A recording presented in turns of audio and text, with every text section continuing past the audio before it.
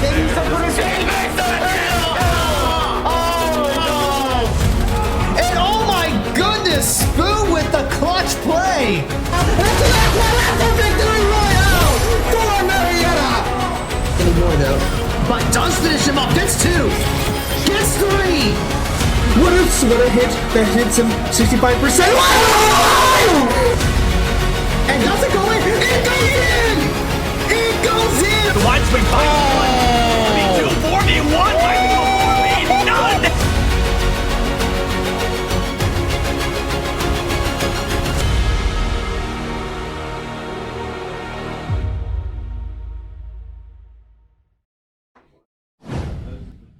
Good evening, Pio Nation. I hope you are doing well tonight. My name is Matt Williamson, and you are watching Marietta College Esports.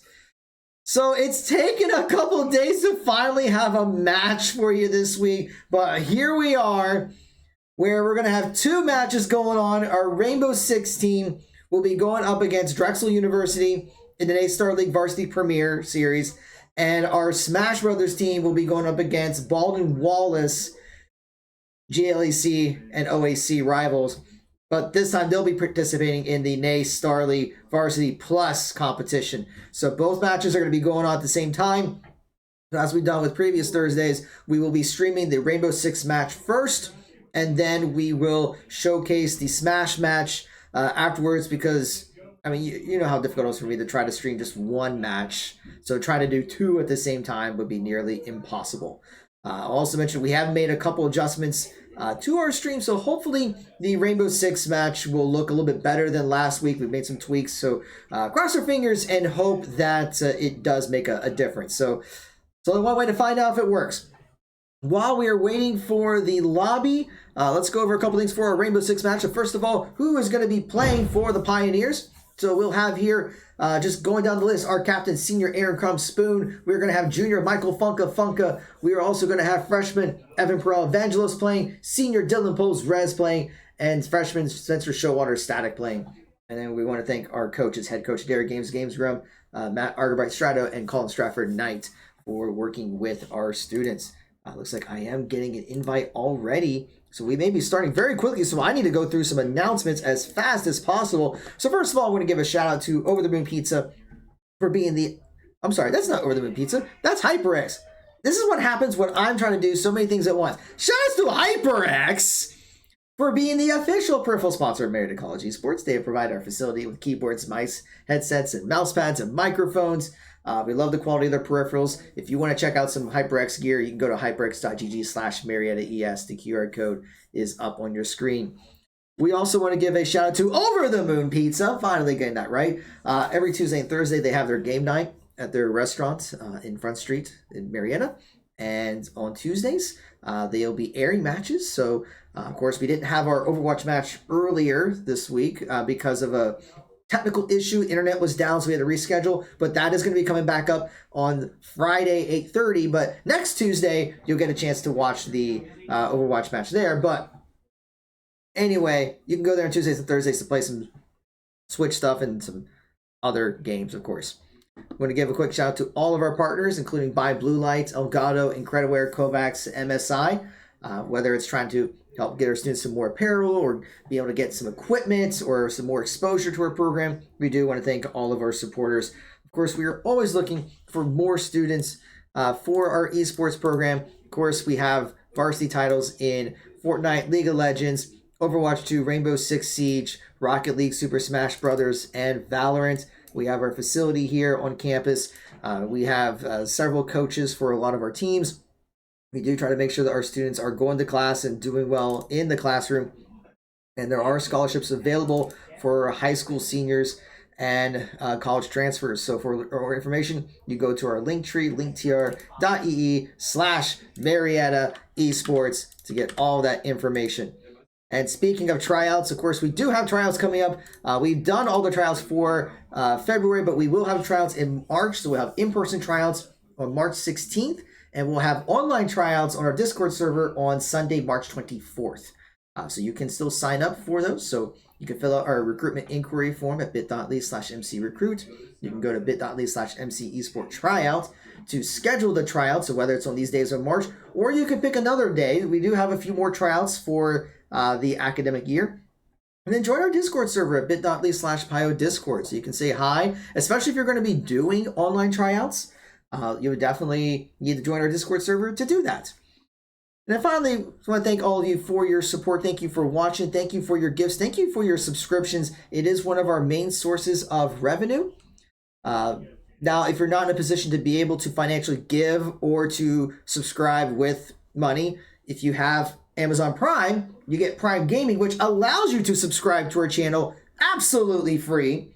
So no additional cost for you. All you have to do is link your Twitch account to your Amazon account, and that gives you Prime Gaming. You just have to remember to renew that subscription every month. It doesn't automatically renew. So you should check right now. Yeah, make sure to, I'm checking the chat here. Hold on, so there's something in the chat here.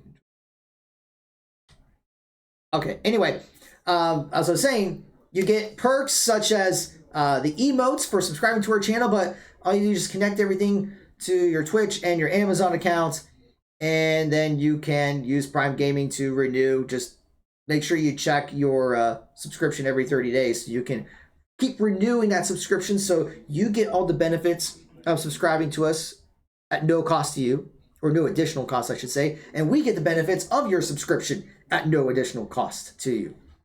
But all right, looks like we are going to be starting up soon. This first game is going to be on Chalet. Marietta will be defending first, and Drexel will be attacking.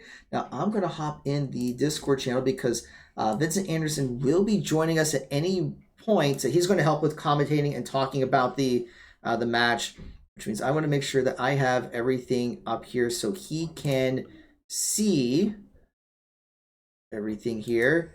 And this is going to be a good test on, I'm going to change the frame rate there.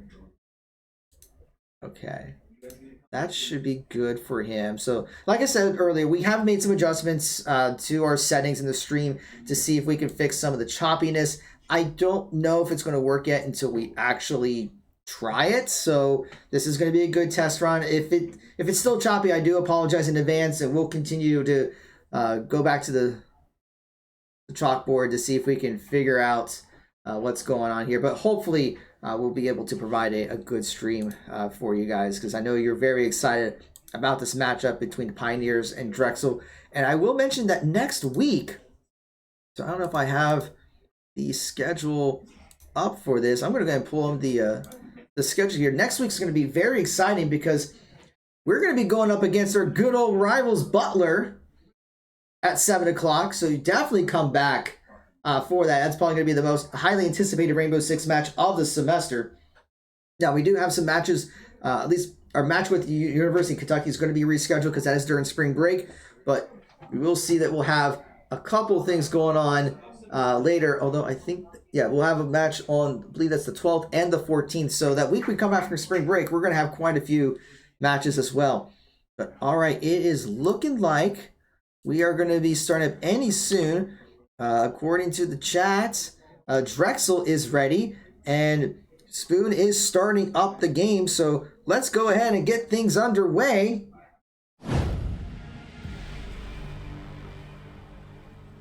All right, we are going to be on Chalet for the match here. We're going to see what the bans are, and I will be the first to admit that my knowledge in this game is very limited. So I'm hoping that Vincent will be able to join really soon so he can give much better insight than me. But I will do the best I can to talk about the bans, the placements, and what happens in here. It looks like Jackal's going to be banned by Mariette. Interesting choice. I know they've liked to play Jackal before, but I guess since Drexel is going to be on offense first, that they do not want to be tracked down by the Jackal. So they're just going to say we're not going to mess with that. Drexel's offensive ban is going to be the Dokkaebi. Interesting choice. I've seen some Dokkaebi for the past couple of weeks.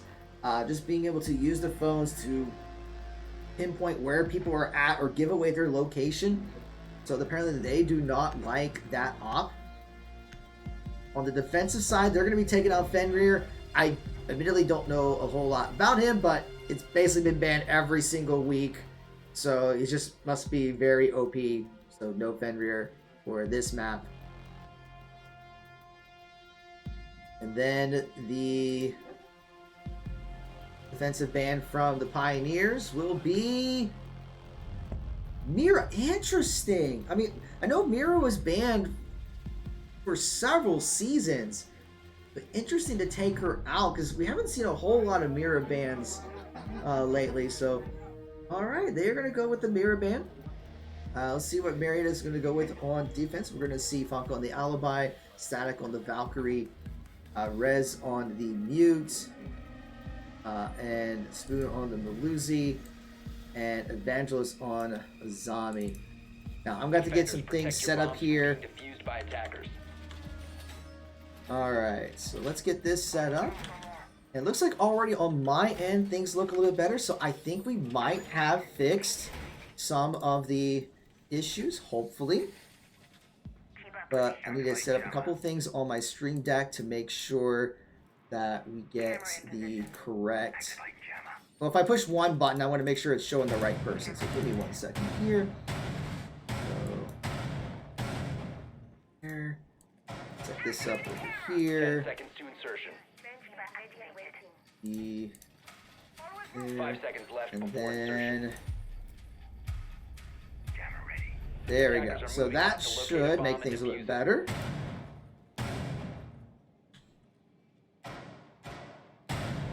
All right, so round has started, and we're already seeing Drexel coming right in. Looks like they're going to be going up top. I'm going to try to be a little quiet with what I'm saying, because although the team can't necessarily hear me, I don't want to inadvertently give away information. Do want to preserve competitive integrity, which, by the way, we are on a 3-minute stream delay, just so there isn't any sniping going on and not getting away any position. So by the time that you have seen this on Twitch, the round you're looking at has already ended.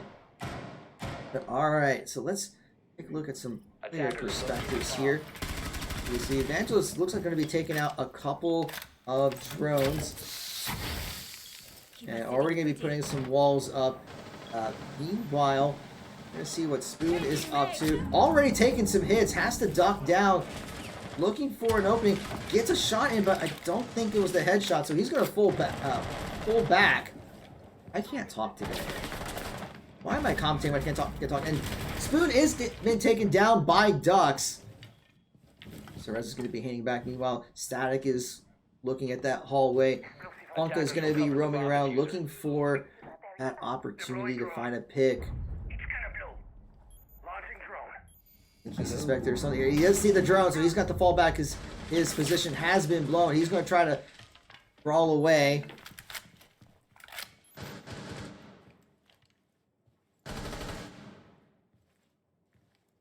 Hey Matt, can you hear me well? Yes, I can hear you. Hello, Vincent. How are you doing? Pretty good, pretty good. All right. Can you see what I'm seeing? Yep. Okay, you haven't missed a whole lot. So, I mean, everyone in chat can hear you, but we are in just the first round. Spoon has fallen, and 1 minute remains. All right, we're already off to a bit of a crazy start. It looks like we're on basement, defending against Drexel, the first team we ever played against as Marietta College Rainbow Six. Angelos will get droned out bottom main, but he tries to maintain control of his position to deny plant. Funko's holding on the library stairs in order to deny any specific entry from blue, but Rez does get taken out by, looks like, the OSA. And Thermite proceeds to take out Static, and it clears out an entry for a play on Wine. This is really bad for the Pioneers. They need to deny this plant. And we get swung from pillar and taken down, and that will be the end of round 1. Really tough. Tough when we were having really good control of Snowmobile, but Wine was a bigger weakness once we lost those picks. And if you need to turn me up, Matt, you can. Actually, I might turn you down just a little bit. Okay. I think that's pretty good. All right, sounds good. I'm gonna. Yeah, you're fine. I'll adjust you. You don't worry about adjusting yourself, because then you'll be too quiet if we both adjust you. Okay. I'm just making sure I got noise suppression, so that way you don't hear me like breathing and such. Okay. But it should be working. Yeah, you're good. It looks like we are, again, a little more context. The very first game Marietta ever played in collegiate esports was against Drexel. So this is a cool little, I say reunion for our teams to play against each other again. So I'm really interested to see how we take down kitchen dining. 10 seconds to go. Or how we set it up to be defended against Drexel. 5 seconds remaining. We have a normal comp coming out from Drexel. We do have an IQ which may be used to get vertical play onto any electronic devices or just to spot out any Valk cams. Most likely is for the Valk cams being used by Rez. If you don't know Rez, he hates Valk a lot, but he does acknowledge her power as a defender. Lots of free intel. It seems that we will be starting with a little bit of library pressure from the Ram, but Rez is going to be defending the window himself, making sure that the attackers don't get that early map control. But it looks like they are going to be, the Drexel will be taking K9 Valk to the right of Rez right now, which is going to be really, really tricky for Rez to get out of. He's going to try and destroy some drones, deny some intel, waste some time, but he's just holding on to top fireplace as of right now. He wants to make sure that the attackers spend time clearing him out, spend util clearing him out. We do see that Spoon is just holding down sight, making sure that no one goes for a cheeky play. But one is directly outside of the office doorway, trying to see if they can establish any sort of sight control. And one is already hopped inside of library, and Funko will get, with the absolute patience of Funko, will get a free pick onto Ram, and Rez will also get an extra pick onto Dux, as Dux was completely focused on Funko at the time. Really, really good pinch from Marietta. Rez is now run bottom fireplace stairs, just trying to stay alive. He is doing a little bit of pre-firing, just trying to let the attackers know, hey, I'm down here and you can't push me, and you guys are down. You guys are down teammates. You're not going to have a good time getting this map control. We do see Marietta still holding on to site, but Drexel does get that wall open, and we do see that super long angle onto Spoon that he loses his duel on. But Static does get an extra pick back on the Drexel, but Italian Alpha gets his refrag back on the Static. We're in a 2v3 situation in favor of Marietta. Recovered the diffuser. Now, Rez does manage to get another pick. That is a double kill for Rez. We're in a 3v1 with Marietta still at the advantage. Still to a degree winnable for Drexel. However, the Ace will need to start making moves now. If he wants to establish any sort of control, he needs to utilize those canisters. Maybe he can recreate some audio for the defenders to worry about something, but he needs to get picks soon. 40 seconds on the clock. How is the Ace going to respond to this scenario? Great thing about Rainbow Six is it doesn't have an economy like Valorant, so you might as well go for the clutch if you can. But he needs to make these swings as quickly as possible. He needs to go for these picks, and Marietta is beautifully just giving up map control, not contesting him, not giving him free ones, just making sure that he's going to have to take his long time. And there we go. Evangelos gets the final kill onto Italian Mafia from Drexel, and that will close out the second round for Marietta. Really good stuff. That was really good. That was really good. Like, honestly, that is exactly how you want to play a defense round. We saw in the beginning of the round, Rez was contesting library, showing his presence, forcing them to use a drone. Rez uses the drone. Funka comes up to assist Rez, stands top library stairs. The Ram hops in because, as you can see, she's used her drones. She has to go in off of that information. She's worried about Rez, who is holding top fireplace stairs. Funka gets the pick onto Ram while she's facing Rez. And then her teammate, Ram's teammate, tries to refrag Funka, and then Rez does the swing. That was a really, really good exchange that we want to see more often when contesting that space. And we were on kitchen dining. The attackers couldn't even get control of upstairs. It's exactly what we want to see. It was a really good round from Marietta. And now we will see we'll go back down to Snowmobile Garage, and Mary's going to try this defense again. We saw that a massive weakness for them that past round was wine. Snowmobile was held down really well. Evangelos was holding on to bottom main stairs, and he was just making sure that they couldn't get an easy plan off, and that's all good. But then Marietta loses two defenders on the wine side, and then we get a free plant from the side of Drexel. This is what we want to avoid. So really trying to make sure we're getting information on that wine defense. And we should be more effective in making sure they don't get in there. We do see a gridlock being used by Drexel now, as well as a Flores. This is just a lot of throwables, a lot of util. from Drexel, trying to see if maybe they want to have a bit more self-sufficiency when going blindside. We see Snowmobile will be opened up, and Evangelos is holding the same angle that he has previously. Rez holding on to the connector, or closets, or storage, whatever the room directly in front of Rez you want to call it is. Making sure he's denying any entry, any free plants, any smokes. The Flores is most likely going to start, and there he is. He's going to start throwing his RCXDs to get some free destruction on some Muto, but he does get mute jammed by Rez's mute jammer. That's why you heard Flores say, "What happened to my toy? It got mute jammed." So the mute jammer is actually a really, really good pick by Marietta. Now, one weakness of Marietta, if you look, there is no nade denial from Marietta. So one grenade from IQ could really mess them up. We really got to make sure we're wary of this. Now, I'm sure Marietta is. We do see that Gridlock is trying to attempt to take control of Solar. I couldn't think of the call out. Solar. Throwing her track stingers out the top of Solar stairs, Funka is holding on to the trophy room and making sure that Gridlock can't easily walk down in there or potentially get a free pick. Thermite is now in office with Gridlock, trying to get some free vertical shots. But we do see Evangelos get a pick onto Italian Mafia. That's the Thatcher gone. Mariotta's in a 5v4 advantageous scenario.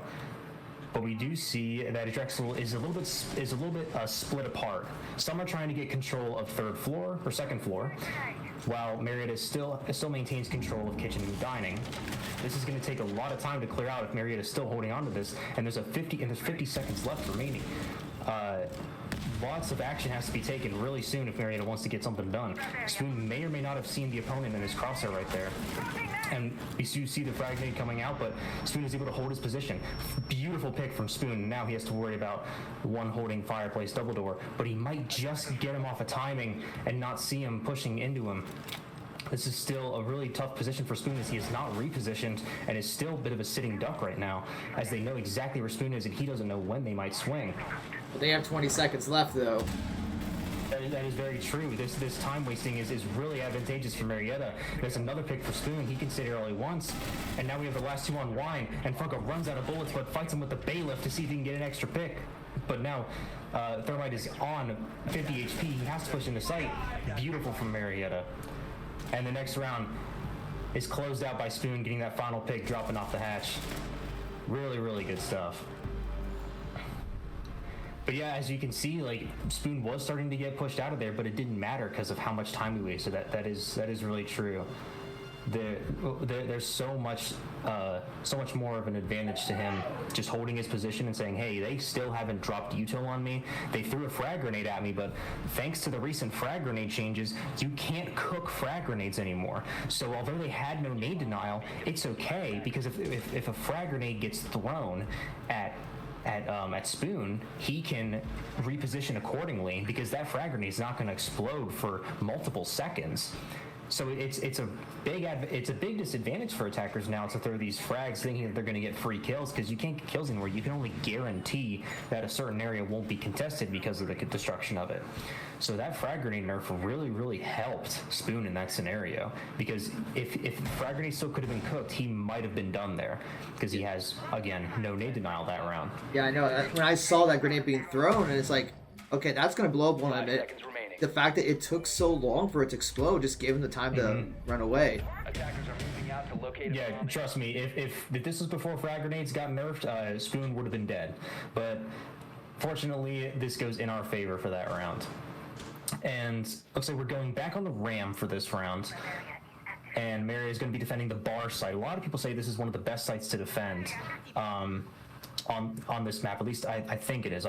Again, the meta's, I'm a little old when it comes to the meta, but holding up top here with Frost and Azami is really, really common. They want to maintain control of the vertical play, so that way the attackers can't easily drop hatch or execute on the site. But we see Ram is starting to throw her automatic vertical play Roomba into library. And Spoon is still holding on to the windows, making sure that the attackers aren't jumping in or getting any free sight lines. But that's a lot of vertical play onto the site.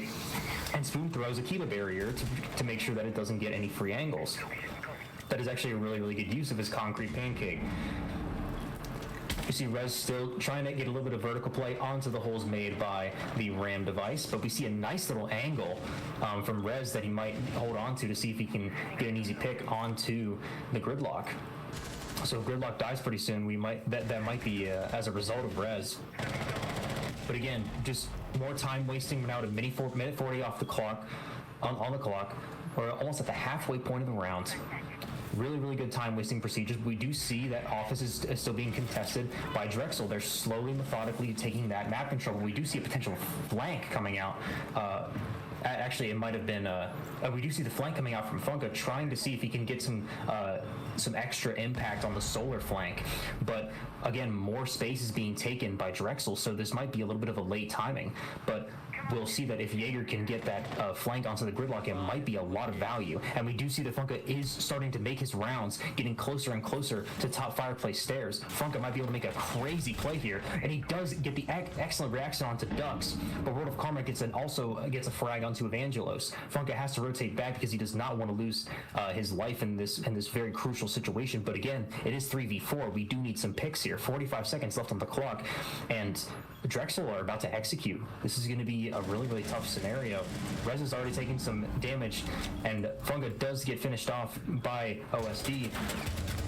And Static is trying to get some extra damage onto the Ace. But we are in a 2v4 with 30 seconds left. They got to get some picks soon. We see the vertical play coming out, and a lot of dangerous angles here. But Static is going to be getting a little aggressive here. Not a horrible play from Static, but now Rez is going to be contested and taken down by World of Karma. A really tough round. I did like the aggression coming out from Static there. He did recognize that, hey, we are in a 2v4. Rez is on 1 HP. We can't do much here. I'm going to have to go for a stupid play because you might as well take some risk because we already are in a statistically losing round. What I always like to say is, like, if a round is like 2v5 or 2v4 and there's very little time on the clock or less, it's a statistically losing round for a lot of people. So, and what I mean by that is, if the round is played the perfect way Siege is played, where everyone trades each other and everyone does things normally, you're going to lose. So you then can take that next best alternative and say, okay, this justifies me going for a stupid play. I'm going to swing that 90 hall, the fireplace hall that Static swung. And he almost was able to get a free pick onto Ace if he would have exposed himself a bit more. So aggression like that, it's the laws of aggression in Siege. If you're in a disadvantageous scenario, you go for the stupid play. You go for the aggressive swing because you need to get that man advantage equalized. Now we're at 2-2. All the score is all tied up. Marietta is back to defending kitchen dining. And let's see if we can get a similar showing from the last time we defended this site. We did really, really good here. Rez again on the Valkyrie, holding on to library control at the top of library stairs. And Funko is right there with him, ready to contest. Now we don't have anyone library top fireplace we don't have anyone on top fireplace stairs right now, which might be a little bit tough because this might be a free card for the attackers to get control of that. They do already seem to be contesting K9 bout, but Funka is holding on to the bottom fireplace stairs and sees that there is a small opening in the garage door that he's trying to see if he can get a free pick out of. And now Rez is kind of in a bad position. He's given up control of top fireplace and control of library. He can't really contest it with Funka. And Funka does get taken out by those sitting on the double window on K9. And Spoon also gets taken out near, I believe that was near upstairs, yes. So this is going to be a tough situation for the Pioneers now. 3v5. Again, we're getting. Oh, that was almost that was a really close wall bang from Static. Almost got some free damage onto the Ace there. Static is trying to hold on to Solar, but it seems that it's not that big of an advantage anymore now that the attackers have control of Fireplace and Library. And now they have all this vertical play, which is not exactly what you want to see when the attackers still have plenty of time to get control, but there could be close to a free C4 kill. Unfortunate, Rez doesn't manage to get it off. Was really, really close to the attackers, though. But the attackers have not sustained any damage so far. We're in a bit of a tough spot, 3v5, and everyone's still standing just fine. There's the Ram getting the vertical play onto B site. That Roomba's going to clear out that entire top area, so now the defenders can't play there without having that mental pressure. And the clock is just ticking down, so the attackers are just taking their time, making sure that they get all of the map control that they need, all the angles they need, and then they're going to execute. This is, every second that ticks by is another opportunity for them to get something done. As we can see, more vertical plays being established in the master bathroom. But 30 seconds left on the clock, they're going to have to execute pretty soon and drop on the site. And Gridlock is at the top, top library stairs. And contesting closely is Evangelist on very low HP, but Rez does manage to get a pick onto Ducks. That is not a horrible pick. This almost makes it winnable for Marietta.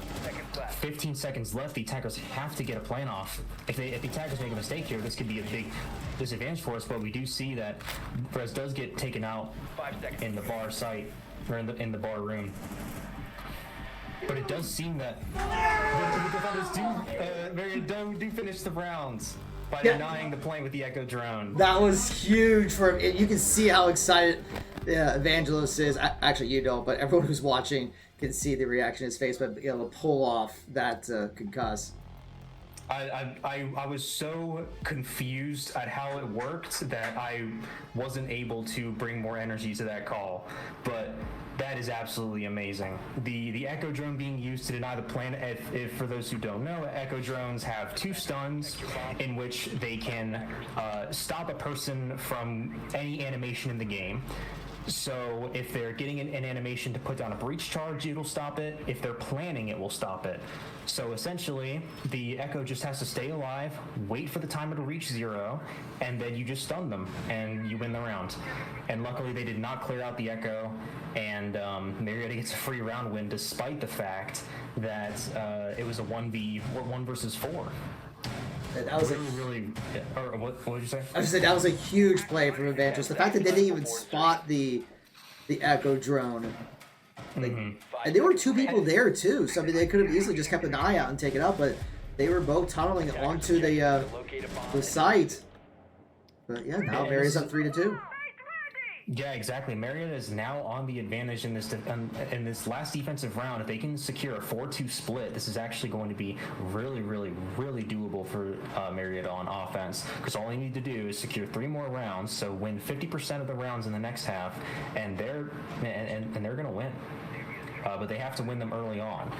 Now, in this scenario, it seems that Marietta is back down on the snowmobile site.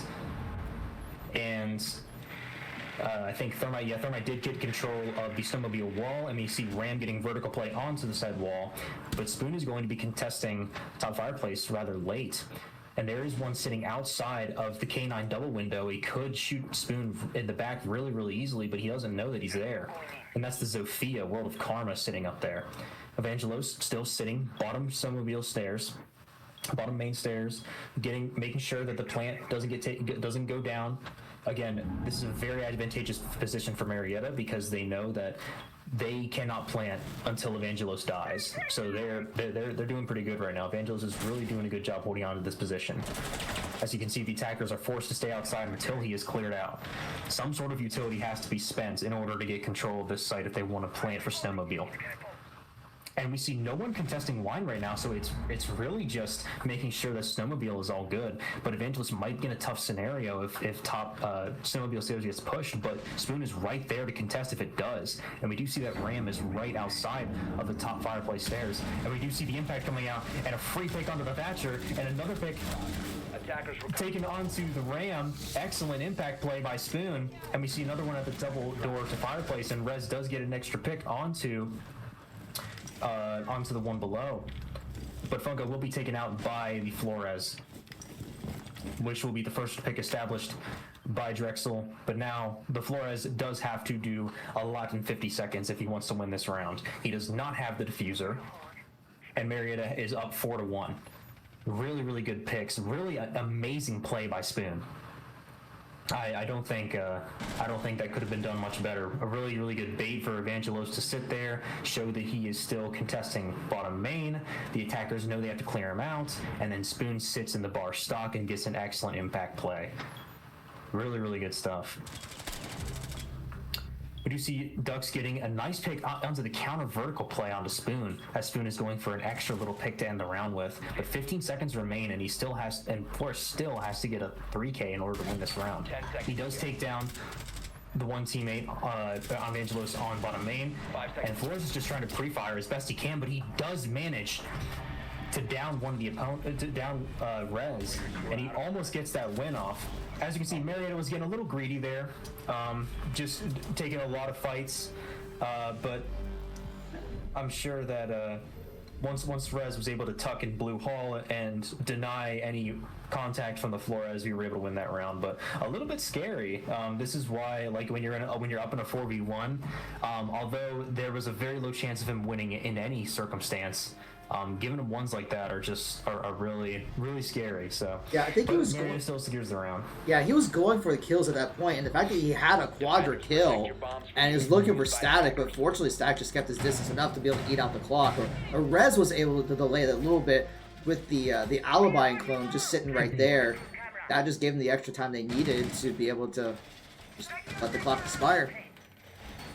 Yeah, and I will say the Flores had some really good plays there. His first pick with the counter vertical play on a Spoon was actually pretty good. I honestly think that was an okay play for Spoon to make, because it is rather unexpected. But the following picks were, again, just really good play from Drexel. We see the pre-fire onto the bomb chassis, pre-fire onto the connector, and then almost manages to get to the Blue Hall guy. But Marietta knows to keep their distance.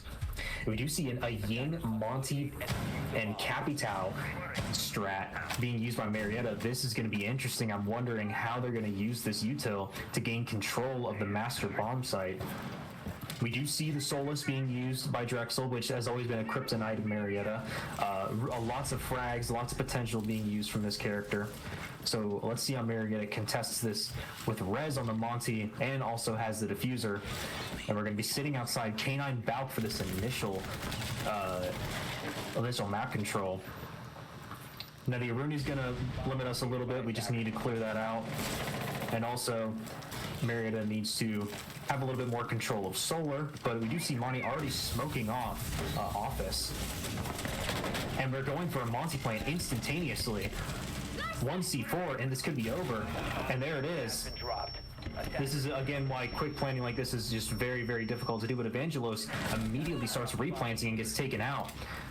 A little bit over-ambitious for Marietta to assume that there were no C4s from the side of Drexel, but that is going to happen when you try to get a plant off that easily. But if it had not been for the C4, that plant may have been secured, so really close one. Bunga on a shred of HP against 5 opponents with a minute 30 left. Doable, but again, really difficult. If he sustains one bullet, he's down for the count and the round is over. Marietta could honestly use this time to talk and just think about how they're going to structure their strategy for next rounds. That's what I've seen a lot of pro teams do sometimes.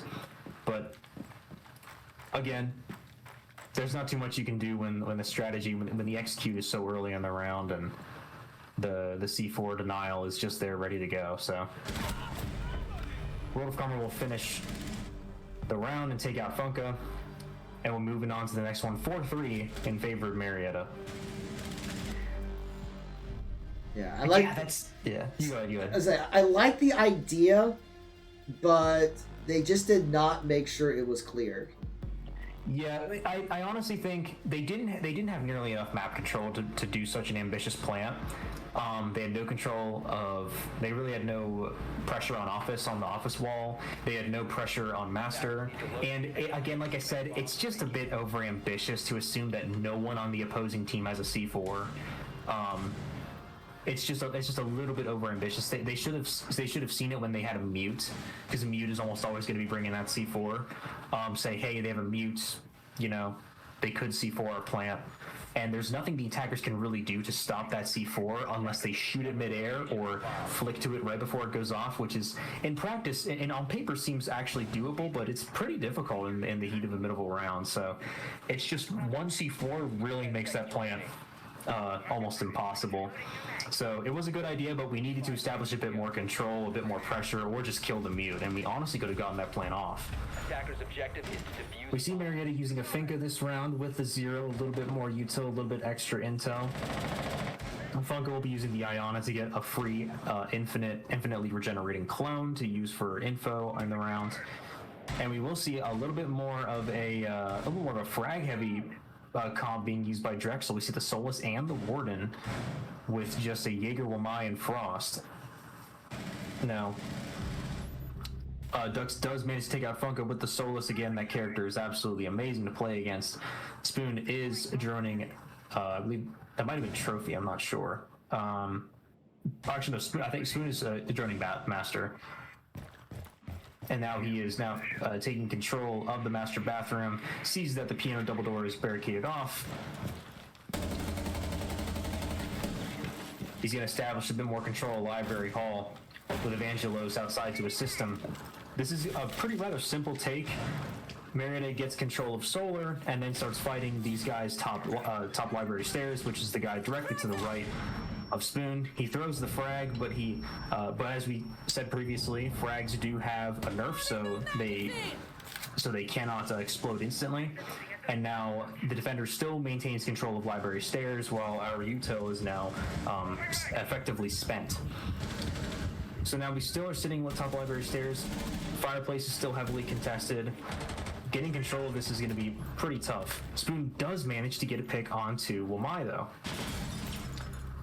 But a refrag onto Angelos is also going to make it difficult for Marietta. 4v3 scenario. And this fireplace angle is really, really tough to contest for Spoon. He's very, very scared to take a fight potentially on one library stairs and one top fireplace. But the fireplace defender is doing really good to make sure he's not exposing himself to that window angle. Rez is trying to see if he can get any sort of pick with these footholds, and he is trying to contest fireplace. But the defender falls back down to lower fireplace stairs. Static now pushing down Solar, trying to get some sort of pick, some sort of easy aggression to punish. Rez does get a pick onto the Warden, which ties us up in a 3v3 scenario, and Spoon will be able to use his next stim in order to heal the team and get a bit more HP out of us. And there it is. But Spoon does get taken out by the one holding bar. And unfortunately, Rez does get down by the Frostmat, but you can self-revive with the Frostmat in the most recent updates. So we see that Rez is just fine all on his own. Still 15 seconds. 15 seconds remaining. And Rez does get taken out by Rule of Karma. And again, on attack, like you just said, Matt, when the clock is running against you, it's not going to be easy to get much done. Because again, they still have to get 3 picks or plant the bomb in those last few seconds.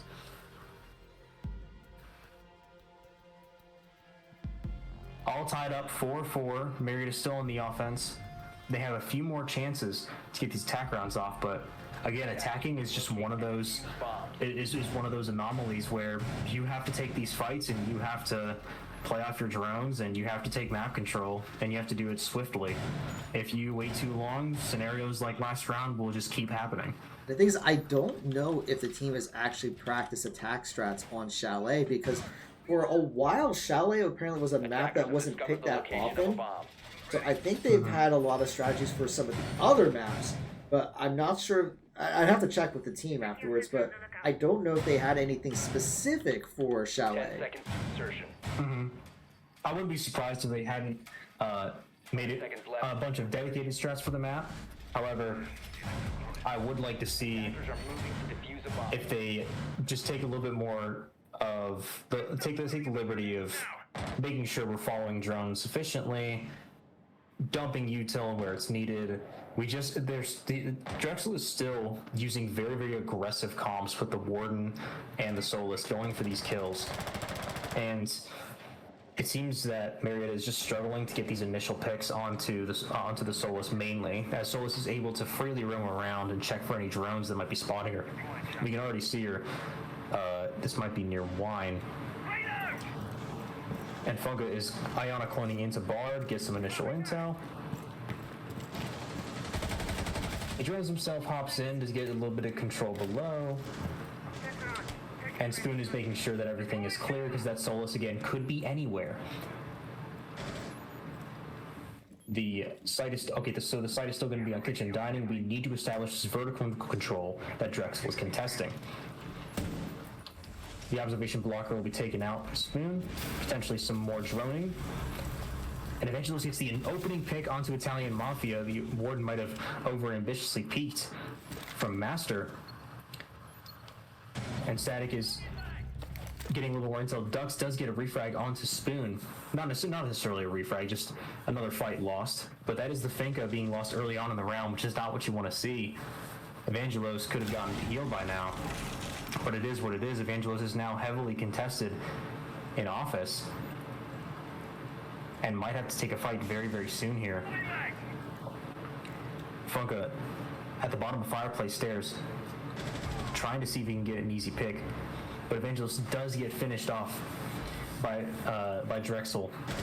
And World of Karma does get downed. Not sure who exactly downed him, but OSD takes down Static. Now we're in a 2v4, technically 2v3 scenario, 1v4 scenario for Funka. Gets the pick onto the Jaeger, sees the pixel of his head. And now we're in a 1v3 with Funka, having to do nearly the impossible. Drop the hash, get the plant down, or kill all 3 opponents in 40 seconds. I know Funka's capable of doing it. I've seen how good his mechanics are. But that C4 is going to be excellent from Drexel. Really well timed, really well played.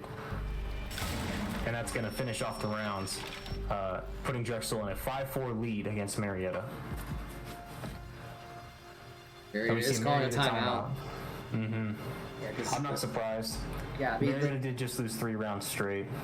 I mean, that first round, though, was just a rush strat that did not go as planned. But the other two, I think that somehow that affected their focus because I don't think they're necessarily making mistakes in some of these rounds, but they are getting caught. I don't know. You would know better than I would. I'm not going to try to wordsmith what it is. Oh no, you're absolutely right. I think Marietta is just a bit too. The follow-ups they have with their util is a little bit wonky at times. For instance, when they were nading off the opponents on Library Stairs, we know that grenades aren't necessarily good for kills, but they're good for pressuring the opponents. And we threw the grenades and no one swung, no one followed up with it. Because imagine how scary it would be if you're holding top Library Stairs, you get naded and you get swung. What do? Fall back downstairs where the grenade is? Or do you push forward and fight the attacker with the better gun? That is an example of using util to pinch an opponent. In this scenario, we're still trying to use these strats where we're relying so much on util and we're afraid to fight the opponents. And I think it's also because we were having trouble establishing control of Fireplace. The Fireplace player with his shield was able to really, really stop Marietta from getting any sort of control. This is why you might want to have someone contest the library windows. You might want to have someone contest the K9 double window. Rez was trying to contest the office wall with his ace charge, but again, it doesn't mean much if the defender can just creep behind the Fireplace pillar and still utilize that angle. Mary's going to be switching to rather normal comps. Spoon is going to be on the Nomad for flank watch, and we are back onto the Master bomb site, but Marietta is not doing the Monty strat. Instead, they are going with a conventional Finka Yana Ace Nomad Thatcher comp. Going to just try and use their util to get wall denial, any mute jammers, get some sight lines. We're going to take control of libraries initially, make sure that no one is sitting close, getting any sort of rat angle off. We're a bit worried about one contesting top Fireplace, but as we can see, there's no one there as of right now. Drexel is just taking their good old time, but Dux is sitting at the bottom of Library Stairs. Gonna see if he can do a little late contest onto the attackers, which he could be pinched very easily. Nomad putting a charge, probably, or an air jab, most likely top library stairs. I'm not sure if he knows that Solus is very, very close to library stairs right now, but he is going to try and get a few pre-fires off. And we see that Solus is still being very patient, letting the attackers get a little bit of map control before he peeks them. But we do still have we still see that we have a Nomad charge at the top of the stairs, but that doesn't mean Solus can't peek it. Gets a little bit of damage off onto Funka, and Funka tries to nade it off. We do have confirmation that they do have strats for Chalet. Okay. Yeah, I figured. These strats aren't necessarily that bad. It's just the follow-ups is where Marietta's struggling just a little bit. Now, the default cam on top library still hasn't been taken out as far as I know. So we really need to deny some intel really soon. The defenders might be getting some free picks here. Spoon is going to be contesting dining from below, seeing if he can catch the stragglers or any of the roamers off guard. Now, we do have a minute left on the clock. Marietta is honestly not doing a horrible job of establishing a bit of nice map control, but it doesn't mean much if Marietta can't get an execute off very, very soon. I'm not sure if we're waiting for Spoon to get control of Solar, but that's going to have to be the most likely option. We have 4 people waiting outside of the breach, and we need to make a move very, very soon. We're going to be taking out the beepers. I'm sure the library default cam has been taken out by now, but I'm not sure where the Solus is. And now we're going outside of the library hall window, onto this outside balcony. And we do see initial fights coming out from Marietta, and Spoon does try to get his flank out, but gets contested top Solar, 4v4 Marietta. And we see the Solus. There's the late flank from the Solus on bottom fireplace stairs. Funka's holding the flank, but Solus doesn't need to keep contesting it. Marietta can't even get the plane off in the first place. 2v4. 10 seconds left. Spoon needs to make a play right now, but he could get contested from behind on bottom fireplace stairs, and there it is. As we can see, we saw Funka holding top fireplace stairs, but the angle is actually not very advantageous because, as you can see, the Jaeger can still kill the attackers because he doesn't need to go up the stairs to see them. So Funka was trying to hold on to the top fireplace stairs to say, okay, they might push up fireplace stairs, but no, they're just there because they don't need that much map control to be able to see the attackers pushing in through that breach. They just go bottom of the stairs, halfway up the stairs, they see the ace, shoot him in the back, boom, I'm out of there. Boom, the Solus leaves, runs away, make sure that she's alive, and now the attackers have to worry about the guy on the flank. So, really, really hard to contest that. Marietta is now 4-6 in favor of Drexel on this map. We're going to see them defending the bar bomb site again. Oh, sorry, Drexel is going to be defending the bar bomb site. With the very similar comp, the Solus Warden again. Very, very aggressive, getting these little additional roaming picks. The Solus is doing a really, really good job of playing passive, but then aggressive exactly when she needs to be.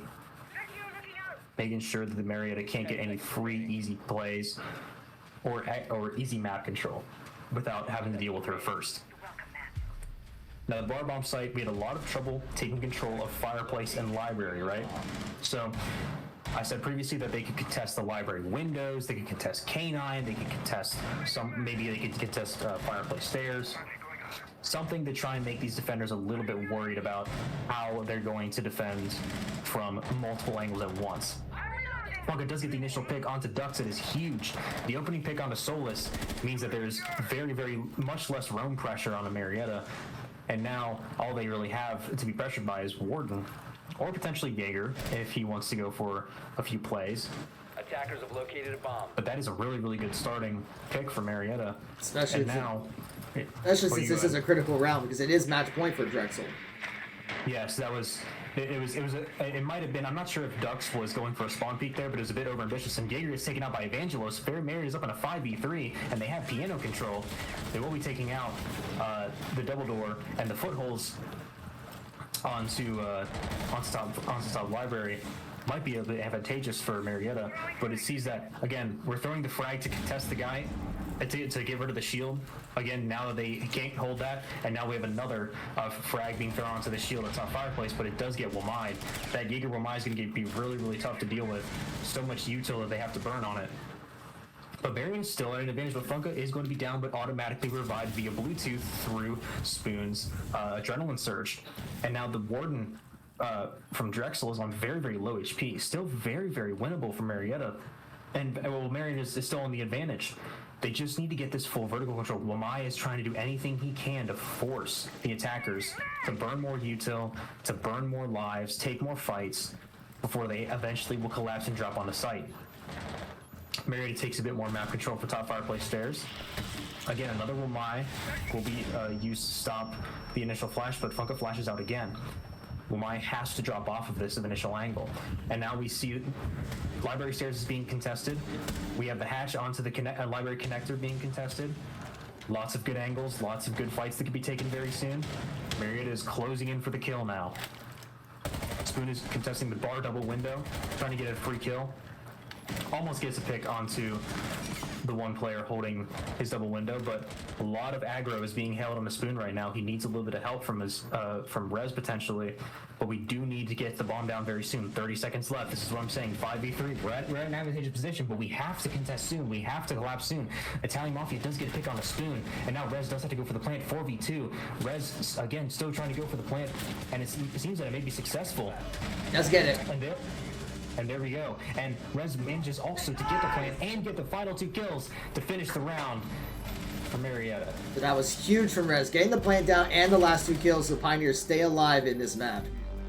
Really, really good. And historically, if anyone who has played Siege knows, if you're the one planning, you're probably going to die because you're at a very bad position. The opponents know you physically can't shoot. You make an audible cue when you're planning. They know exactly where you are. Even if you get the bomb down, you might be instantaneously peaked. And it's just game over. But luckily, Rez gets the bomb down and gets a double kill to finish the round. Really, really good round ending for Marietta there. And Marietta has to get this next round if they want to stay alive in this map. 5-6 will secure their position in OT, meaning that it will have to go to 8-6 or 8-7 in order for Marietta to win. So they can win this round, and then they have the potential to lose one more round before they are eliminated completely from the map. We will see that Dux is on the Solus again, still not ready to give up that pick, wants to really make sure that he's contesting Marietta effectively. We're defending the bar bomb site as for Drexel. Again, really, really close match, neck and neck. Marietta just needs to make sure that they're, again, getting these good opening picks, these follow-ups. If Marietta can just establish a little bit of control early on, it could be wraps for Drexel this round. Spoon checking the spawn peaks, making sure that he's getting all the initial default cams. We'll see a normal round beginning, just droning. The defenders are still making sure that they're getting all their util set up. And Marietta will be repelling up to Solar. We do see that Dux is going to try and get a little bit of initial aggression onto Marietta. Again, he really likes that early aggression, but if he does give up that opening pick, it's going to be very, very advantageous for Marietta. It's a bit of a coin flip. It's all the trust going into Solus from the team to say, hey, we trust you to get that opening pick. We trust you to slow him down. But Spoon is going to be trying to take control of the library balcony, or the outside library hall balcony. Going to try to contest the Solus, who's sitting near Master Bathroom. And Evangelos is also contesting Master. But he does get taken out by Italian Mafia, but he gets instantly refragged, and Spoon gets a frag onto Jaeger. Those are the two defenders holding up top, and Master gone. That is a huge set of plays for Marietta. And this means that Marietta now has access to vertical play, and Dux also gets taken out by Spoon. This is a double kill for Spoon, and now he's pushing down into the 90 hall to try and contest the main wall. However, there are footholds he needs to worry about. He's going to hold control of this hall just for a little bit longer, making sure that his team can establish a bit more control. He's going to open up the wooden barricade to make sure that the defenders know, hey, I can push this at any time. He's going to try and frag out the one player sitting near the dining bomb chassis. Not sure if he knows he's there. And the Mute is sitting in the kitchen hall, trying to see if he can contest that Finka. But Cade is ready to go on these footholds, holding on to them. This is going to be a really scary peek, but he almost got a pick off the timing. And there, now we know that Cade is sitting and dining, and he has to drop the hatch. That means that Marietta is now in a 3v1 on site, but OSD does get the drop kill on the Funka. And now it's a 2v2 anyone's game, but we do see the feed being shot by Rez, and now it's a 1v1 with World of Karma against Rez. Rez has the bomb. He still has a very, very good chance of winning this round. Does he know that Cade dropped hatch? Does he know that he has a little bit of a time advantage? It seems that he does. He's now halfway through the bomb plant. The Cade doesn't have a C4 to deny this. It's a 1v1 fight now, but Cade is running back up to the the Fireplace 90 hall. We do see that Cade is showing a bit of his location. But Rez is at a bit of an advantage with the scope that he has, or at least the gun that he has as an attacker. Could get a nice free fire onto the Cade, almost manages to do so. And now Cade is swinging. Oh, unfortunate. The West Main swing, Rez did properly predict it, but Cade manages to get that final round. And Marietta will fall to Drexel for map 1. Extremely close game. Honestly, if I were to be completely honest, the only thing I would have changed about this play was I'm not sure if Rez had any more Selmas remaining. I'm not sure if he does, but what he could have done was Selma the wall that was right behind that diffuser, and he could have played near Trophy, and he could have just waited for Cade to get onto the bomb. Could have played a bit more passive there, but I do see that he is trying to make sure that Cade is contested, going for any possible picks, but again, I think Rez was at a massive advantage when Cade started shooting when he was at the 90 hall of Fireplace, because that means he knows Cade is pretty far away. So, really tough rounds, but not much else you can do there. Yeah, it looks like they're still seeing. I think the next map is going to be Clubhouse, it looks like. Sounds good. Mm-hmm. I'm All right. really excited to see how that goes down. But yeah, it looks like everyone asked for a 5-minute break, so we're going to do the same thing here. So I'm going to deafen myself here during the break, but we'll be back in just a few minutes with the Pioneers going up against Drexel University. So don't go away. We'll be back in a little bit. Sounds good. Software, OBS Studio is a popular open source software for video recording and live streaming. In this tutorial,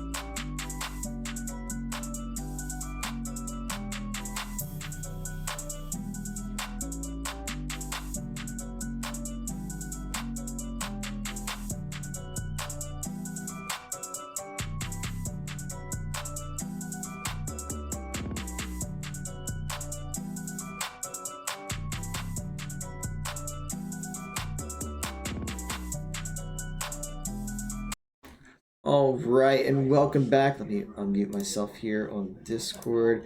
Let me check to see if everyone's ready. I think we should be starting any second now. The next map is going to be Clubhouse. Marietta will be attacking first this time. So we will see how things go this time around. I mean, considering how close it was, I think I could go in any direction. So hopefully we will get to a game 3, but we will see in just a minute here. I'm not sure if Vinny is back. I don't think he is, but I'm here. Oh, you're here. I'm muted. Welcome back. What's up? What's up? Hey. I just spoke with the team a little bit. Heard what they had to say about that last map, and it was they're ready for this one. Okay. Yeah, with Clubhouse, they're definitely. Although they do have the Chalet strats, I think they're a lot more comfortable with Clubhouse. So if they can get a good showing on offense, I think we are going to see a map 3 tonight. Mm-hmm. Very doable. Marietta is on attack, and as long as they're following through with their attack rounds, defense, they're more than capable of taking down. So I think we definitely will go to a map 3 here if we can just start off strong on attack. Yeah, and I think a lot of it's going to come down to how well they control Ducks, because it seems like that last map, Ducks and World of Karma were the playmakers. Ducks, I think, more so than World of Karma. Mm-hmm. It looks like they are getting things started up here, so I'm going to go ahead and swap over. And Italian Mafia also was playing a lot of Warden, trying to contest with it, but he also was having a little bit of trouble against the Pioneers. Funko was really getting a lot of picks onto him. So I think this is all very doable. We're able to kill them. We just have to have that coordination down, and we should be all good. We will start with the bans. Yeah, let's see what Drexel's going to use for their first attack ban. Now, the attack ban. They're on defense, so this is a really important ban for them to secure. It could be a Dokkaebi ban. I have heard, I've talked to some more prevalent players recently, and they have said that Dokkaebi is being used a decent amount more because there's a bit more of a DMR meta in the game right now.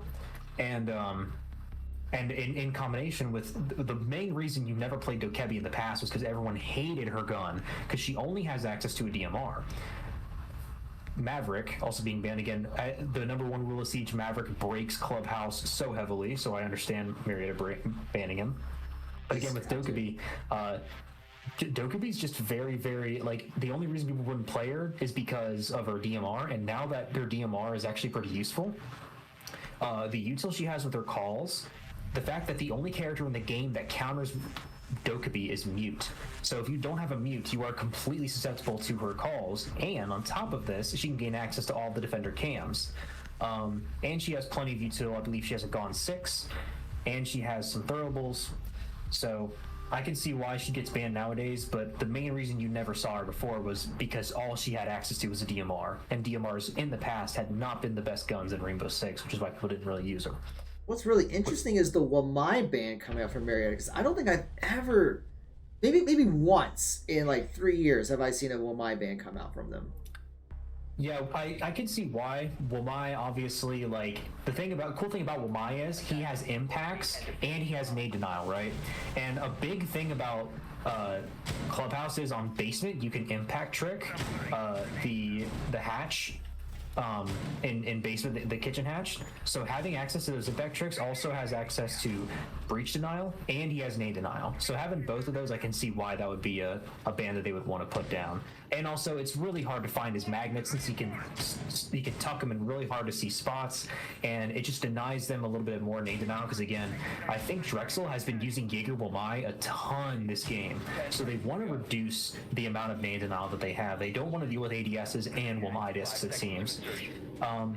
We will see the Azami, Legion, Mute, Solus, and Jaeger being used by Drexel.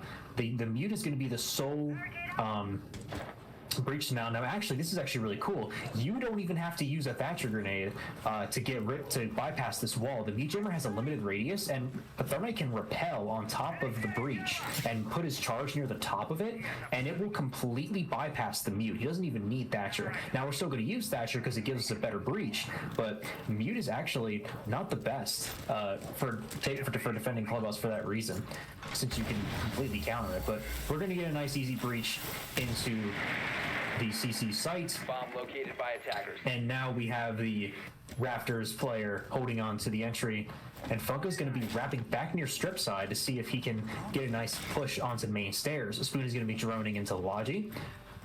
I'm gonna go back to Funky here, because what's really interesting is that the Jackal was banned in map 1, so since Drexel did not ban it, Marietta's going to go with it, and we'll see if Funka can take advantage of this. And look, we saw the Jackal getting a scan off because he wants to find that Solus. He just identified Solus. He knows that it's Solus that he scanned. He wants to deny her from getting any sort of easy free picks. Now I see why they would want to play Jackal here. We just saw, as you can see, Matt, the Jackal's really putting a lot of pressure onto the Solus right now. She can't add any impact to the round as long as Jackal is on her tail. She was taking out Italian Mafia. That's the Azami gone. That's the less concrete pancakes we're going to deal with. And another scan, potentially, if I could get a pick onto this gunfight here, getting control of these footsteps is really, really useful. He gets an additional scan. There it is, onto Solus. As Solus is trying to take that gunfight onto Funka, and Funka does fall to Solus, even though he had a little bit of extra intel onto her. But Solus is going to be lower HP, which is not going to help her out late round. Spoon does get a nice penetration kill onto World of Karma. That is a 3v2 advantage for Marietta, but they do only have a minute left. They're going to have to start making a little bit of movement now. Now, they are running double hard breach, so Evangelist can open up this single wall, and we are able to contest the top red players as well. Now, we're probably going to have to get rid of the Mute Jammer because there's probably a Mute Jammer on this single wall. And we see a drone coming out from Evangelist to see where he is, but I think we already know that he's top red.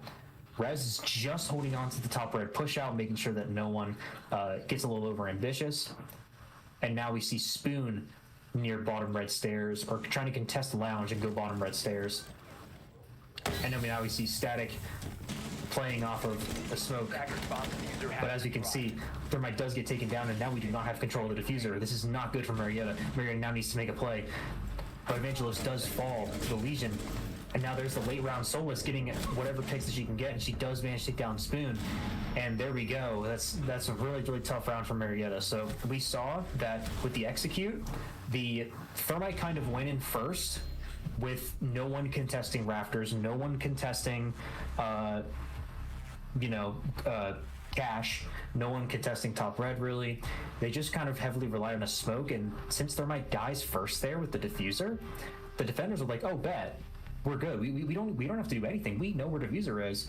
Just hold your ground. So like now we can just go for stuff. Now we can chill. We don't need to worry about denying a plane because it's already denied. So that put Marietta in a bad situation. So we really got to make sure that we're establishing a bit more control, or at least putting a few different defenders in first before the diffuser goes in by itself. That thing was the biggest weakness that round.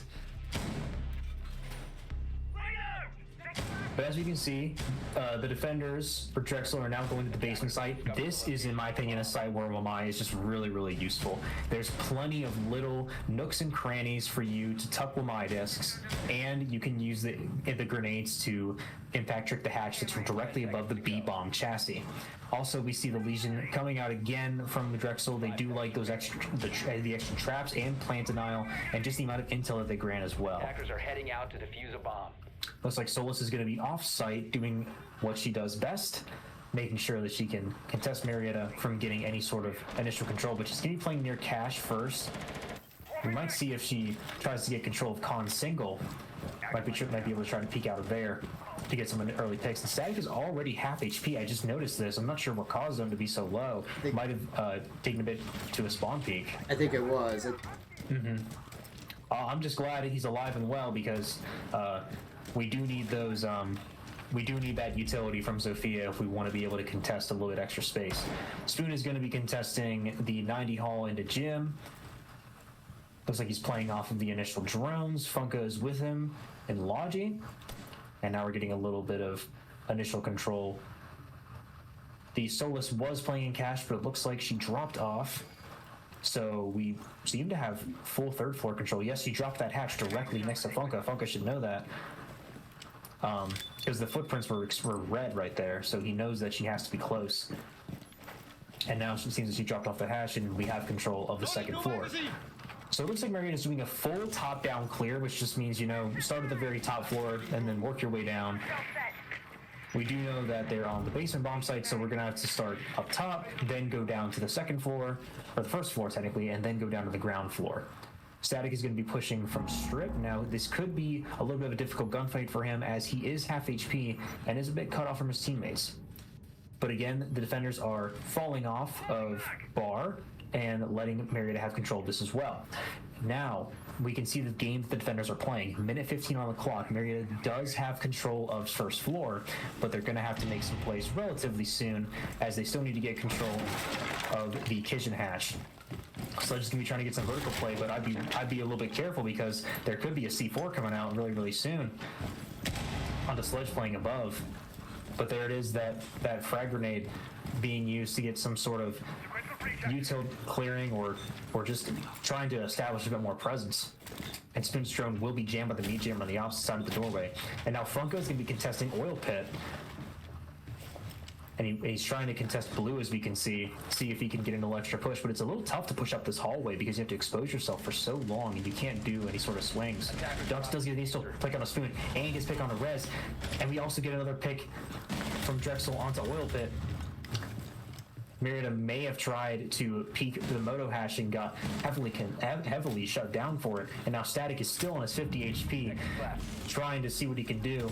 But there's not much you can do when you're at 1v5 with 10 seconds left. And there's OSD taking out that final kill. So again, Marietta couldn't get that kitchen hash, which was really, really tough. I'm not sure why they couldn't get it. But that's why you kind of... I don't think Habana's banned. I don't think she is. Let's take a look. No, she's not banned. I'm not sure why they didn't run Habana here, because Habana is very, very good for getting the hatches on this site, because she can split up the amount of pellets that she uses in order to get, I think, up to 4 different hatches by herself. And you can also split them into little pellets of 2 to force out the impact tricks. And you can also ace trick the hatch, since even if it's cage charged, you can throw, if they have an ace, they can throw the ace charge onto the side of the kitchen hatch. So we really weren't establishing a lot of map control. We only got Moto hatch, we didn't get kitchen hatch here, and we were still contested by the roamers coming up from lounge. Now we'll see, Drexel is defending Gym now, which is one of the weaker sites on the map, or statistically known as one of the weaker sites. Now I heard people say that that Bar, Gym, and Basement are the best sites, and then CC is the worst. But Gym is still not the most optimal site for the defenders to have to deal with, because the jacuzzi wall is just a big area of concern for the defenders, having to know that those angles could be very, very dangerous for them to peek into. Merritt is going to be using another standard comp. Another Flores with the double hard breach. No Thatcher this time, but again, all they have to deal with is mute, so I'm glad that they decided to not use the Thatcher anymore, since again, Thermite can just trick this. We might actually see Rez do this pretty soon. He can put his Thermite charge on Jacuzzi wall and get it for free. And if he doesn't do that, I will be joining the Discord and telling him that he can, because he should know that. Obviously after the game. Yeah, you have to we can't do any in-game coaching. Trust me, I won't be telling him now, but after the game I will have a sit down with him if he doesn't do this. But I'm not leaving this Discord. Spoon's gonna be contesting the... I learned this is actually called Highway, even though I have like a lot of hours in this game. I forgot this was slang. The slang for this was Highway. This is what is the call for what Spoon is contesting right now. Sledge has opened the barricade. tries to get a fight onto the Mute sitting in cash, but Mute is not giving him any ones. Or now Funka is down on very low HP. I think he was down and got revived. Oh, could have been an early fight. And now Spoon is going to try and drop a little bit of util onto the Mute sitting in cash, but he can't jump in there because he could easily be contested from the doorway to his hard left. We see Evangelos throwing his Selmas, and Funka does manage to take down OSD, and that's the cash defender being taken down. And now we do have cash control, but as you can see, that deep line of sight that Evangelos has onto the master bedroom is going to be tough for the defenders to contest, but also now Marietta can safely scale up. So we now are getting control of cash and close, and pretty soon we'll have control of construction. But what about the rest of the map? And again, this is tough for Flores because how is he supposed to be able to use his Flores drone if he is being contested by these Mute charges? Now, if we don't know, Mute does completely counter Flores. Even if Flores activates his drone, it will not go off if it's in the radius of a Mute jammer. Funka is going to be contesting the master doorway first since he's the lowest HP. We see the close peek from the castle on the A-bomb chassis, gets the pick, and we see he's going to fight the Jaeger, but he's a bit too low of HP. And Evangelos does get the pick onto the Jaeger as a refrag, and Static is following up with Evangelos, and Evangelos is planning next to the master bedroom, but Solus is going to be fighting from construction, or from cash onto the construction player. Static is fighting for his life, trying to make sure he lives against the Solus, but now Frost is going to go for the defuse, and Solus completes the kill on the Static. So it seems that Drexel was just trying to let Marietta get the plan off there, so that was because they knew they were split up because the Solus was fighting the Flores. So she thinks, okay, I'm gonna let him get this plan off, so then I can get the free kill onto him, and then I'll just defuse while they're fighting. It's not a bad play from Drexel. It's just we need to make sure that, honestly, in that scenario, if you're Ace, I would have backed out of Master and I would have fought the Solus with Flores. Because the Solus is going to be really pressured because she knows that she can't stop the plant unless the Frost is there, so she's going to keep trying to put the pressure on them. So they could have double peeked her with Flores and Ace, kill the Solus, and now it's just a matter of, okay, I'm going to plant, you're going to watch the doorway, and we're going to fight this Frost together, and the round's going to be a lot better. But instead, we decide to go into two 1v1s.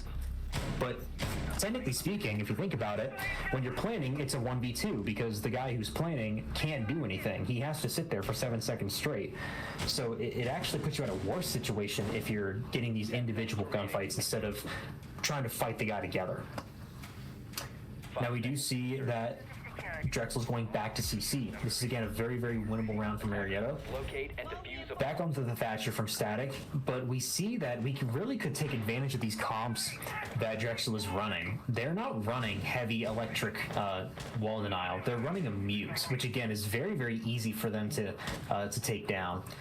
Because again, the Thermite could just Thermite trick the Mute, doesn't need the Thatcher at all. The Thatcher could run a more effective operator that has more util, like, I don't know, they could run a Ying or something.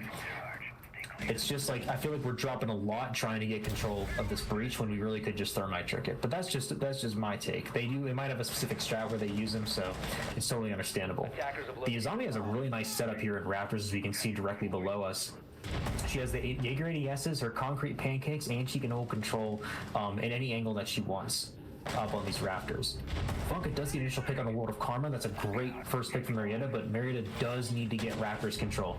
The biggest thing about this map is it's like, if this map was a game of chess, Rafters would be your queen. If you lose your queen here, you're toast, right? So Rafters control here is very, very important. If Marietta doesn't have this, they're probably going to lose. If they do have it, they're probably going to win. And we do see that we're dropping a bunch of detail here, but the Monty does get Legion Mine. He has to pull this Legion Mine out as he's slowly taking damage from it, and he does manage to do so, but there could be more Legion Mines we don't see. But there we go, Spoon does manage to do the pinch onto Izami, and now we have Raptors control. And Spoon also takes down the defender swinging onto the CC breach, and now we're in a 4v2 scenario with potential to get the plant off, but there is a C4 on the side of Drexel. They could C4 the plant if Marietta tries to go for a plant very soon. And as you can see, there is one playing directly below it, Solus. She could impact the default plant and could stop the plant from going off. because as we can see, Solus will be able to see if the attackers are planning because of her vision, right? And the Solus is going to impact below very, very soon. You might see this. She's going to potentially throw the impact. There it is, and there is, and that, what did I say? What did I say, Matt? Exactly what I said was going to happen happens. Marietta is now in a 3v2 scenario, but Solus has no impact. They do manage to take out the Mute, who was below, and so is Solus. And that's going to be the end of the round. Static taking down both defenders playing below to deny the plant. Really, really good round from Marietta. Yeah, Rez knew he was going to be the sacrificial lamb, but he was perfectly fine with it. Gets the plant off, but Static is able to roam around and get those last 2 picks to secure the round. Mm-hmm. But as you can see, this is why, for those of you watching who don't know, Solus, she has that vision where she can see electronic gadgets that the attacker's using through walls. This includes the diffuser. So she could quite literally activate her vision, see where the bomb is being planted, then throw an impact grenade, open up the floor, and then get vertical play onto it. Then, if the attackers, theoretically, what they were trying to do is, the Mute also has a C4, right? So, the Solus says, okay, we're going to deny the plant here, and then if they go to the other side to try and plant somewhere else safe, then we can just C4 it, and then we can repeat. But luckily, the attackers, Marietta was able to stop that game and just go down there and deal with them themselves. So really, really good double kill from Static. That was much needed to finish that round. And now Marietta will have their first attacking round. Really, really, really good stuff. Spoon did a lot of work getting those initial picks. Those are really, really important, especially the Azami. And what did I say, Matt? If we have Raptors control, we're probably going to win. It is like the biggest thing on that site is Raptors control is your queen. If you lose your queen, you're really in a tough scenario. So really, really good job, Marietta, pinching that Azami. On to this next round, Marietta is going to be using the Jackal and the Ram. Now, we saw Funko using the Ram last time to contest that Solus, which is what he's going to do this time as well. So pretty cool to see that Marietta is still making sure they're contesting that roam presence. And the Valkyrie being used by Drexel is also really interesting. This probably means that they're going to go for that little bit of extra intel, because it's really unlikely that Marietta runs an IQ here. And we're going to have a lot of extra... Oh, there was Funko trying to get that initial pick, but Dux does peek off of the timing, but now he has to fight the Ram that dropped into Logi, and Solus runs down main, knowing that she got her pick, and she's just going to try to get out of there. She's already at a man advantage. She's just going to chill. We see that Spoon is going to try and contest this Solus on main, but main doesn't give an extra pick, so Spoon says, okay, I'm just going to get some vert. I'm just going to get some vert. If you're not going to contest me, that's fine. Spoon trying to see if he can catch her on the rotate, and he does manage to do so almost, but Solus doesn't sustain any damage, and she actually gets a little bit of damage up back onto Spoon.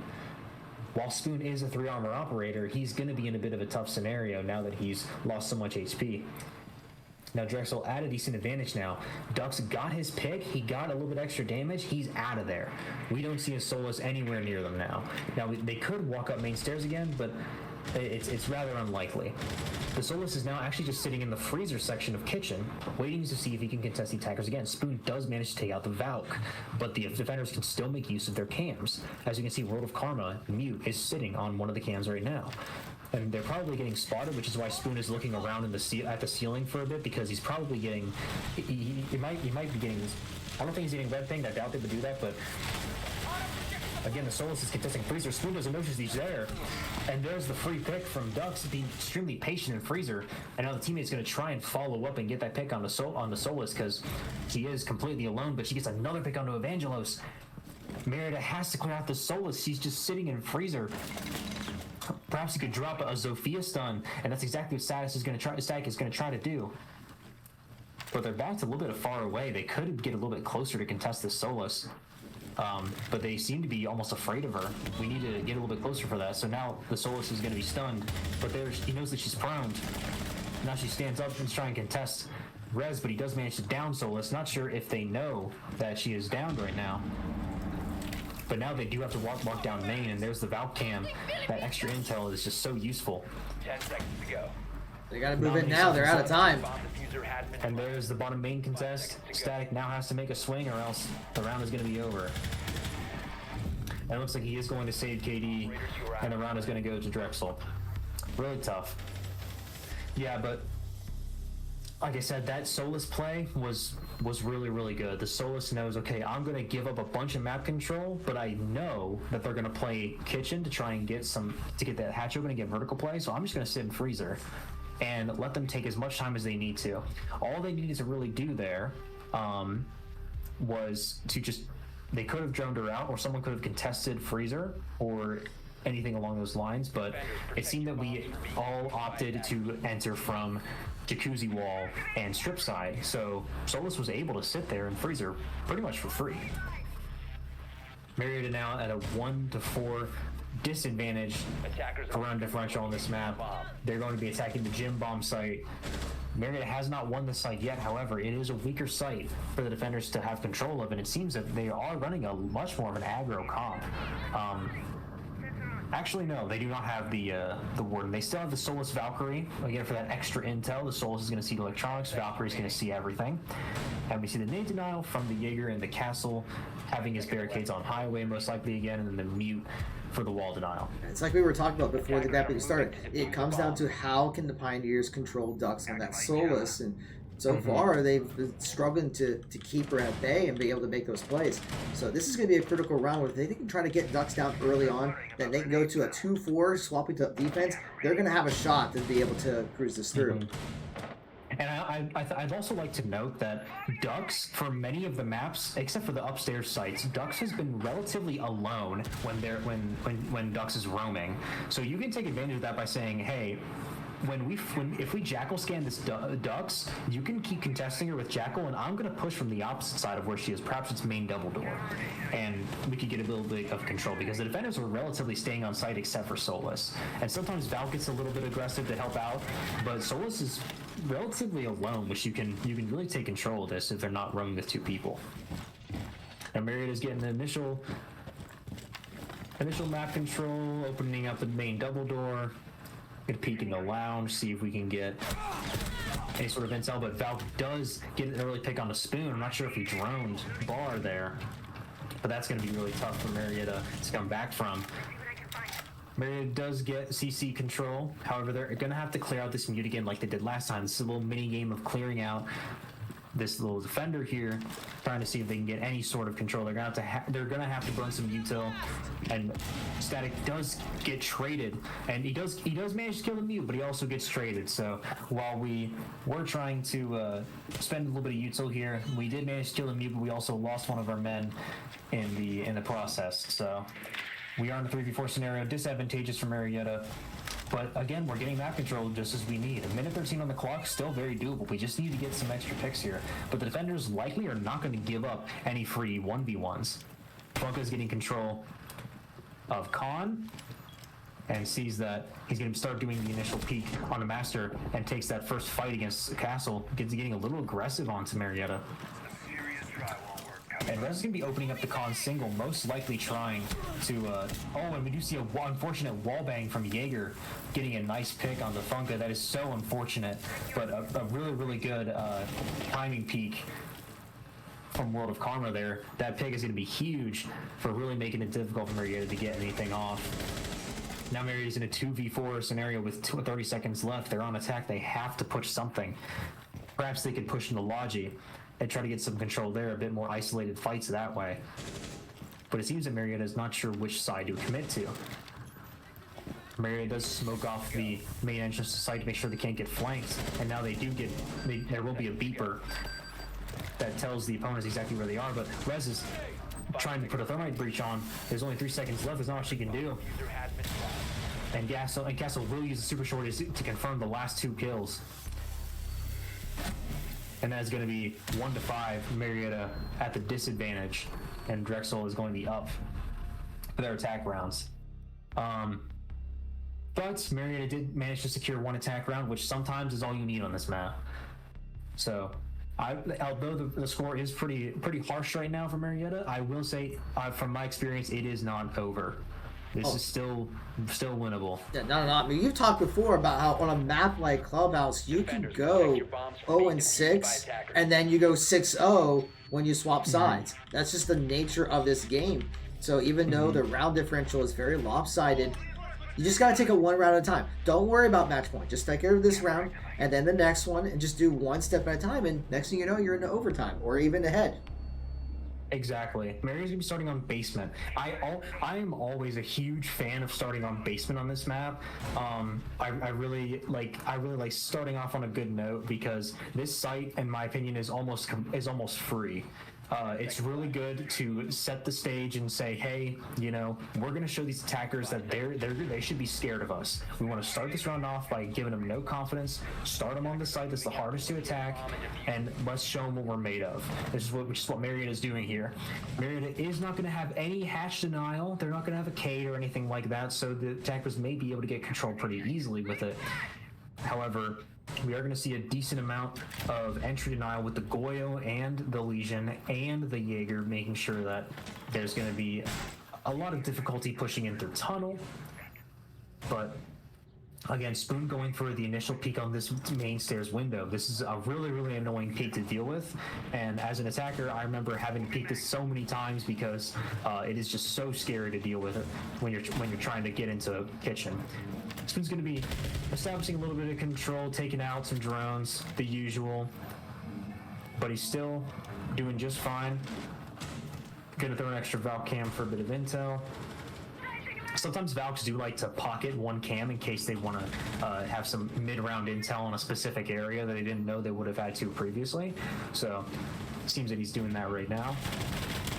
Spoon's going to be pre-firing into stock. He does get some damage off onto Zofia, and he is going to be swinging onto the bottom red stairs.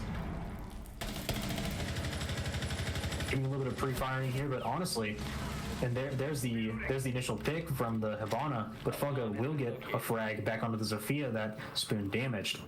But as you can see, this is what I'm talking about. Hibana is so good for this site because she has so much breach utility for hatches. She's specifically the queen of hatches. Specifically, that's who she's good for.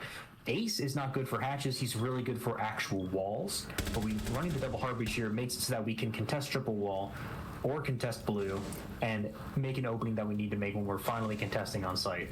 Marietta's still in a 4v4 though, and there's only a minute remaining. Marietta is not doing too bad right here. The next pick is really going to be a huge determinant of how this round is going to go.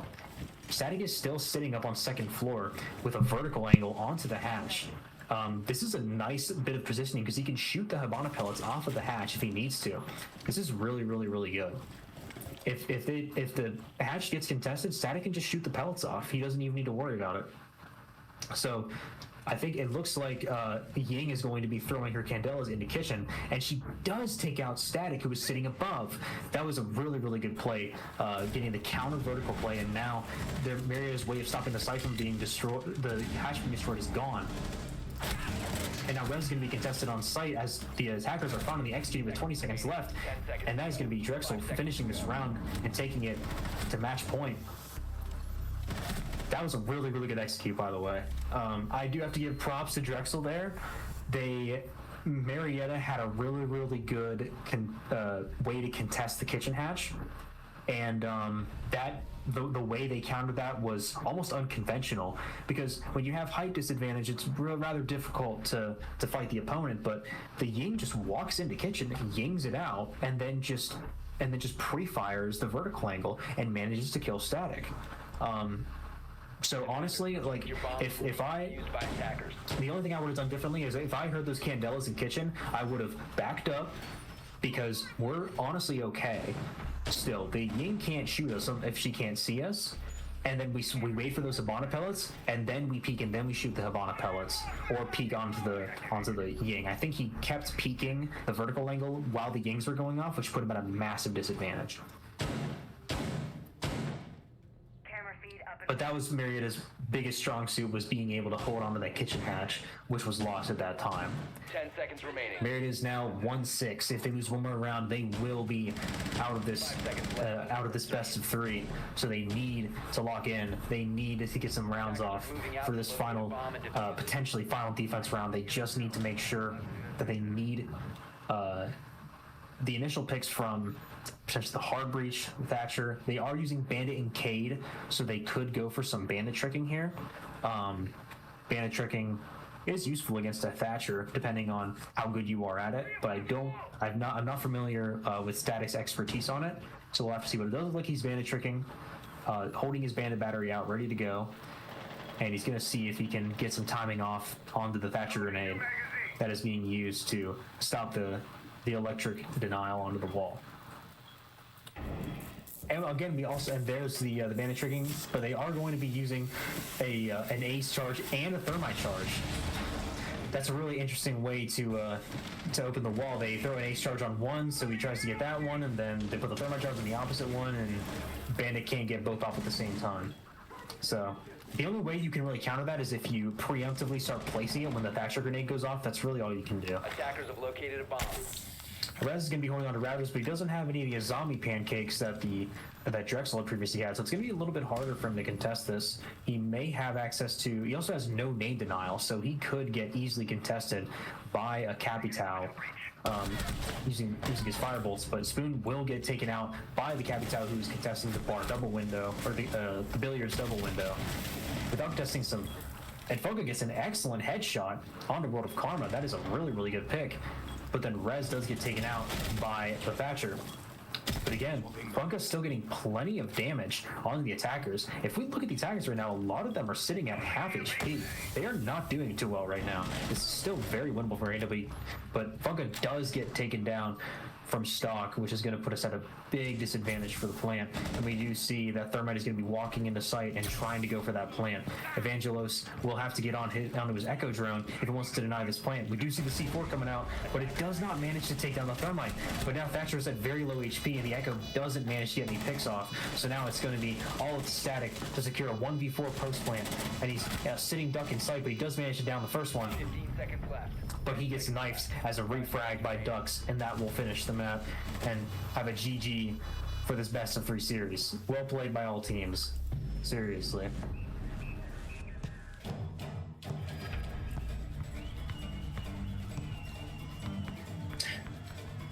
And we see the Capital Elite skin outro. That was pretty cool. Yeah, I know it's hard. The plays being made by by Drexel were just they were calculated. They knew what the weaknesses were of what their weaknesses were when they were trying to attack. They said, okay, they're just holding on to this hatch, just ying out kitchen, and we're just gonna fight this guy, and then we'll just get the hatch open and execute, which is exactly what they did. And then on defense, the Solus was making so much impact, especially when she was sitting in freezer there. Just plenty of really, really good plays there. So not much you can do. Marietta will get a lot of value out of this game in VOD review, and I'm really, really happy that we were able to play this against them and have another reunion with Drexel, the first team we played in Collegiate Siege. Yeah, well, speaking of reunions, next Thursday we'll be going up against our old rivals Butler, so that's going to be a very exciting matchup. I am excited for that matchup. You can count on me being there. And if for some reason I'm not, I will find a way to watch it, because that has been if you want to know a rivalry, that is a true rivalry if I've ever seen one. What was it? So you guys come out to see that one. You guys practiced for 12 hours for your match? Oh yeah, we played all night. Woke up barely got any sleep. Went to all our classes the next day. Went in there. We were ready to game. We were ready to play. And we were still losing the first map, and we went into double OT on the second map, but we did not give up because we were done losing. That is the biggest thing. We were so sick and tired of losing that we never gave up until the very end, and we destroyed them on the final map. And then Butler has also taken us down a few times in our history. I think we're actually in a negative record against them. Yeah, I think I have to double check. I want to say it's 2-1 for them. Yeah. So this could be our chance to tie it all back up again. Yep. In this next one. So you guys definitely need to come back on Thursday for that. But we're not done yet tonight. Our Smash team played against Baldwin Wallace, and we have the recording for it. So I'm going to be taking a quick break, and then I'm going to get the video set up here so we can showcase that. So Vinny, once again, thank you for taking time out of your busy schedule to talk about Siege. I know everyone who is listening and watching truly appreciates your insight into these matches. Oh, no problem. And either way, we still love all the commentary from Matt as well. We're really thankful for you being here. Ever since my freshman year, you were always willing regardless of what day it was. If it was a Friday night, you were there for us, and it was just we heavily appreciate it. Well, thank you. But all right, so we're gonna take a quick break. Don't go away. We'll be back with some Super Smash Brothers.